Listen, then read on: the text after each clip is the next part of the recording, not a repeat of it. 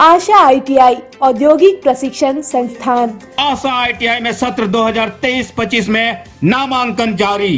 भारत सरकार NCVT द्वारा मान्यता प्राप्त।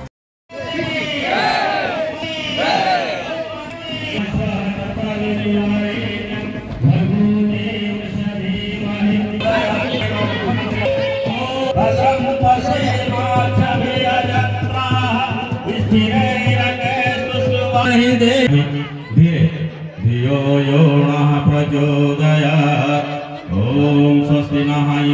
भरत यादव उनको मंत्र चालक नेता नेत्री आशु।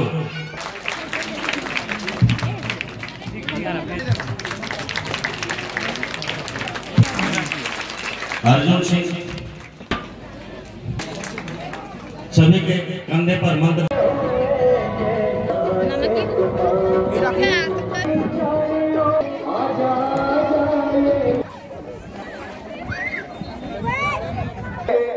पूर्व मुख्यमंत्री सभी से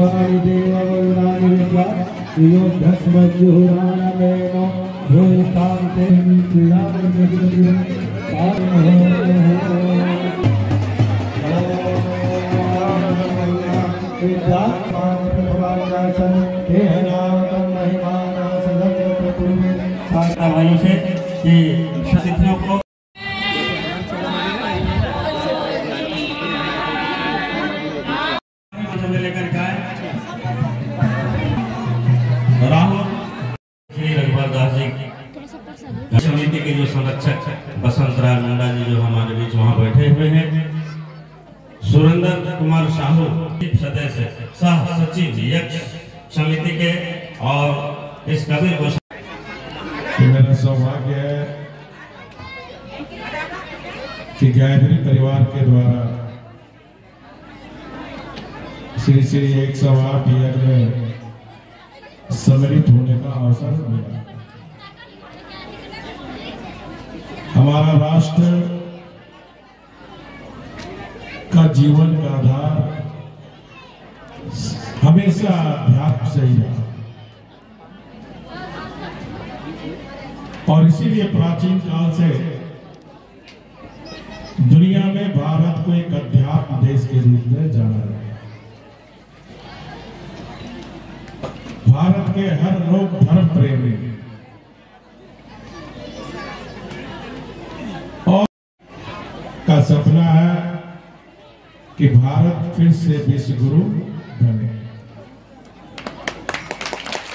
फिर से भारत अध्यात्म के क्षेत्र में दुनिया का नेतृत्व करे और इस दिशा में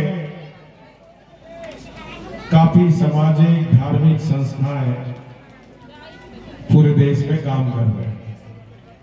उसी में से प्रमुख गायत्री परिवार के हमारे परम पूज्य श्री राम आचार्य जी माता जी के मार्गदर्शन में गायत्री परिवार न सिर्फ देश विदेश में भी समाज का विकास और व्यक्ति का व्यक्तित्व विकास कैसे हो लगातार काम कर रहे हैं। मुझे शांति को हरिद्वार जाने का 2-3 बार मौका भी मिला और अभी आपके पांड्या जी से जब मैं मुख्यमंत्री था तो उनसे मुलाकात भी।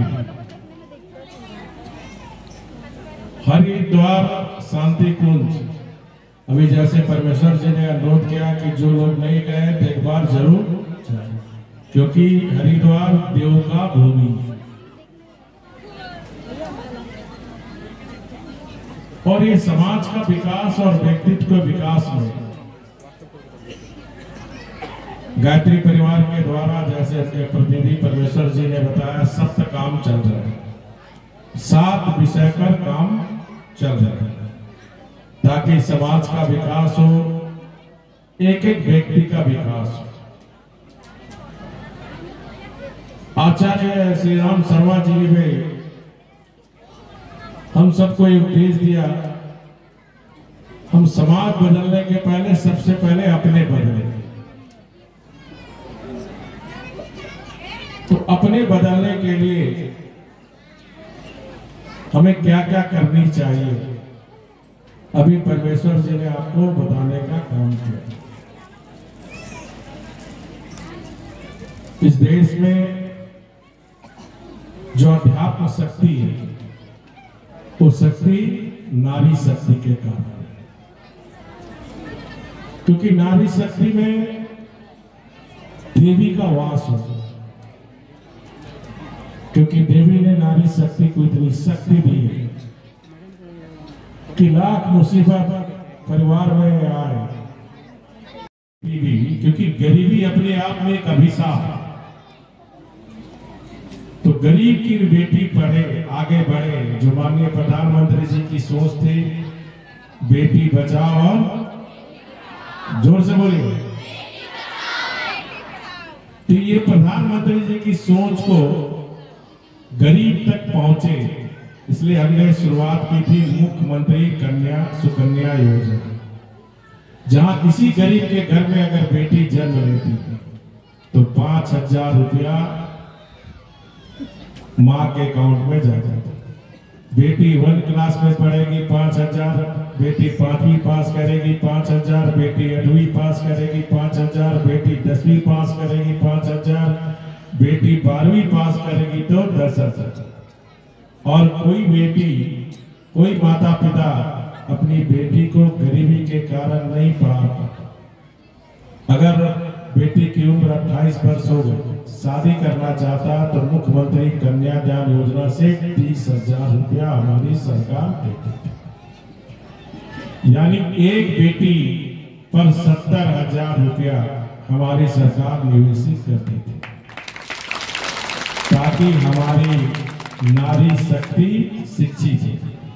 परमेश्वर जी ने ठीक कहा, अगर एक बच्ची पढ़ती है, एक नारी शक्ति पढ़ती है, सिर्फ एक परिवार में कितनी पीढ़ी को उत्तर देती है, कितनी पीढ़ी को शिक्षित बनती है। और इसी सोच के साथ हमारी सरकार ने उस योजना को भी सरकार ने नाम बदल कर उसके लिए भी पैसा कटौती कर दी। इस तरह हम सबको आज इस यज्ञ में जो भी हमारे कथावाचक जो हरिद्वार से आए, उन बातों को हम सिर्फ सुने नहीं, सुनकर अपने जीवन में अनुसरण करें, तभी आपका व्यक्तित्व का विकास होगा, समाज का विकास होगा। और कोई भी काम अगर मन से करेंगे, समर्पण भाव से काम करेंगे, तो दुनिया की कोई ताकत नहीं कि आपकी जो मनोकामना है वो मनोकामना पूर्ण हो। परिवार को, घर को चलाने का काम करते हैं। ये जो परिवार की शक्ति, नारी शक्ति, ये जो हमारे देश में, दुनिया भारत का ही एक ऐसा देश है जहां कुटुंब व्यवस्था चलती है। अगर इस कुटुंब के शक्ति केंद्र में नारी शक्ति, अगर नारी नहीं होती तो हमारे देश में जो कुटुंब व्यवस्था है, परिवार की जो व्यवस्था, वो व्यवस्था नहीं है। पुरुष जरूर पैसा कमा के लाता है, लेकिन घर चलाता है नारी। नारी अपने बच्चे बच्चियों को स्कूल भेजना, खाना पीना, सब तकलीफ झेल कर उफ ना कहते हुए भी परिवार को चलाने का। तो ये परिवार की शक्ति समाज की शक्ति कैसे बने, ये परिवार की शक्ति राज्य की शक्ति कैसे बने, ये परिवार की शक्ति राष्ट्र की शक्ति कैसे बने। इस दिशा में भी नारी स्वावलंबन के दिशा में परमेश्वर जी ने बताया, इस दिशा में जब हमारी सरकार थी तो हमने 2 लाख सखी मंडल